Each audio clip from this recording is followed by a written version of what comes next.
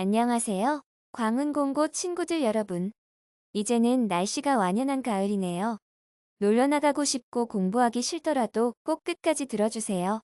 오늘은 증폭회로 중 연산 증폭기 회로에 대해 알아볼 첫 시간입니다. 연산 증폭기의 개요와 회로의 구성과 동작 원리에 대해서 알아보는 시간을 가지도록 하겠습니다. 학습 목표부터 먼저 보도록 하겠습니다. 첫째, 연산 증폭기의 특성을 설명할 수 있다. 둘째, 연산 증폭기를 이용한 증폭, 연산 필터 회로를 구성하고 설명할 수 있다. 셋째, 연산 증폭기의 동작 원리를 설명할 수 있다. 연산 증폭기는 영어로 Operational Amplifier로 줄여서 OPAmp라고도 부릅니다. 연산 증폭기는 트랜지스터, 다이오드, 저항, 캐패시터 등을 집적하여서 만들어집니다. 작은 연산 증폭기 하나가 여러 가지 소자를 모아둔 회로라고 생각하시면 될 것 같습니다. 소형화, 높은 신뢰성, 저렴한 가격 등의 장점이 있어 아날로그 시스템의 기본 소자로 사용됩니다. 우리가 앞서 배운 증폭회로, 발진회로, 필터 회로 등에서 아주 광범위하게 응용되어 사용되어집니다. 오늘은 이러한 연산 증폭기의 특성과 동작 원리에 대해 알아보도록 하겠습니다. 연산 증폭기는 그림에서처럼 세모로 생긴 녀석입니다. 앞으로 전자회를 공부하면서 아주 많이 보게 될 거예요. 그만큼 전자회로에서 연산 증폭기는 아주 중요한 발명품 중의 하나입니다. 증폭률이 아주 큰 아날로그 증폭기로서 가산, 감산 등의 연산을 할 수 있는 일종의 차동 증폭기라고 생각하시면 됩니다. 왼쪽에 플러스 마이너스가 있는 두 개의 입력 단자와 오른쪽 편에 있는 한 개의 출력 단자가 있습니다.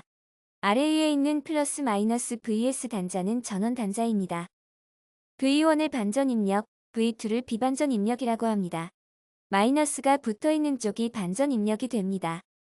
출력 전압의 크기는 전압 증폭도가 A라고 했을 때 반전 입력과 비반전 입력의 차에다가 증폭도를 곱해주면 구할 수 있습니다. 두 입력의 차에 비례해서 증폭도를 계산하기 때문에 비례 차동 증폭기라고도 불립니다. 전원 전압은 연산 증폭기에 따라 플러스 마이너스 5V에서 18V의 범위에서 사용이 가능합니다.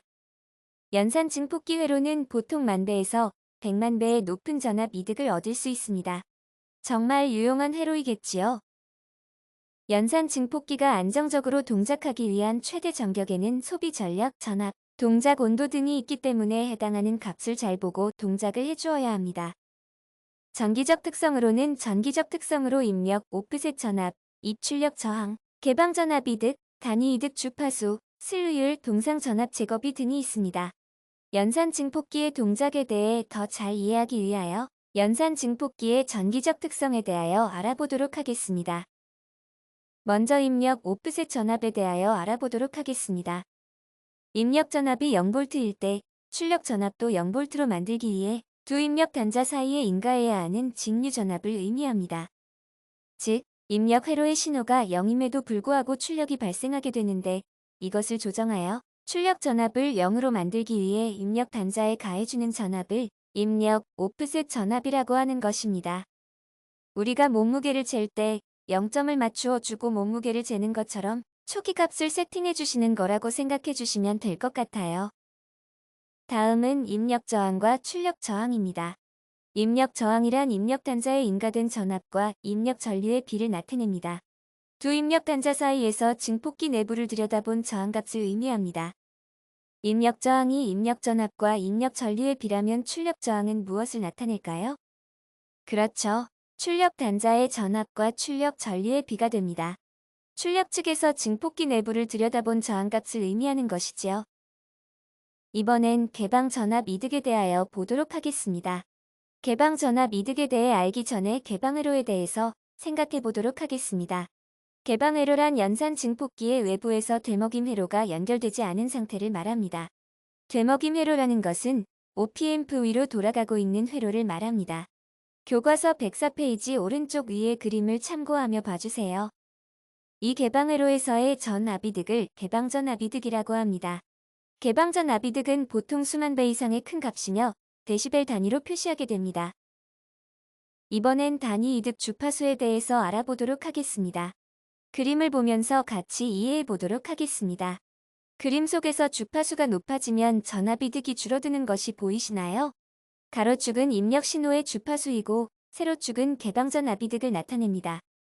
오른쪽으로 갈수록 세로축의 값이 줄어드는 것이 보이시죠? 개방전압이득이 0dB이 되는 주파수를 단위 이득 주파수라고 하고 FT라고 써줍니다. 고역 주파수 성능의 한계를 나타내는 수치입니다. 이 주파수가 높을수록 빠른 동작 특성을 보이게 됩니다. 이 그림에서는 눈여겨볼 지표가 하나 더 있는데요. 바로 차단 주파수입니다. 이득이 3dB만큼 감소하는 주파수를 차단 주파수라고 합니다.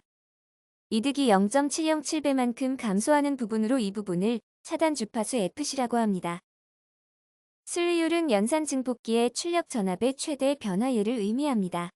이는 연산 증폭기의 성능을 나타내는 지표 중 하나입니다. 출력 전압이 최대 전압에 도달하는 시간이 짧을수록 반응 시간이 짧아져 실제 파형의 변화는 작게 되며 슬루레이트 값은 크게 됩니다. 마지막으로 동상전압 제거비입니다. 동상전압 제거비는 동상 진호를 제거하는 정도를 말하며 동상전압 제거비가 클수록 성능이 좋은 증폭기라는 뜻입니다. 동상전압 제거비가 크다는 것은 차동 신호 이득이 크고 동상 신호 이득이 작다는 것을 의미합니다. 계산 시 로그가 붙어 있다는 것을 잘 보면서 계산해주면 되겠습니다. 오늘 수업에서 가장 중요한 부분이니 잘 봐주세요. 연산 증폭기가 아주 이상적이라고 했을 때 이상적인 연산 증폭기의 특성이 4가지 있습니다. 이 부분을 꼭 외워두시기 바랍니다. 별표 5개입니다. 첫 번째 특징은 전압의 이득이 무한대라는 것입니다.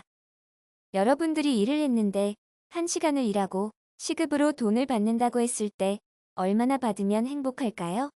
많이 받으면 많이 받을수록 좋겠지요. 이득이 클수록 좋을 것입니다. 따라서 전압 이득이 무한대인 것은 아주 이상적인 증폭기가 되겠지요. 또한 같은 의미로 대역폭이 무한대라는 것도 이상적인 증폭기의 특성이 될 것입니다. 여러분들이 많이 헷갈려 하시는 부분이 바로 입력과 출력의 저항에 대한 부분일 것입니다. 입력 저항부터 보도록 하겠습니다. 입력 저항이 무한대일 경우 연산 증폭기로 흘러들어갈 수 있는 약간의 여지도 없다는 것으로 이해하시면 될 것 같아요. 물 셀 틈이 없는 것이지요. 반대로 출력 저항이 0이면 어떨까요? 출력이 아무런 저항 없이 다 나올 수가 있겠지요. 그래서 입력 저항은 무한대이고 출력 저항은 0일 때 이상적인 증폭기가 되는 것입니다. 앞 글자를 따서 차례대로 전입 출주 무무용무라고 선생님은 외웠었는데 우리 친구들도 본인이 외우기 쉬운 방법을 찾아 외우시기 바래요. 전입 출주 무무용무, 전입 출주 무무용무. 잘 외울 수 있지요? 오늘은 연산 증폭기의 첫 시간으로 연산 증폭기의 개념과 특징, 그리고 이상적인 연산 증폭기의 특성에 대해서 배워보았습니다. 처음 듣는 내용이라 생소할 수 있지만 전자회로에서 아주 중요한 역할을 하는 소자이므로 꼭 잘 복습해 두시기 바랍니다. 오늘도 수고 많으셨습니다.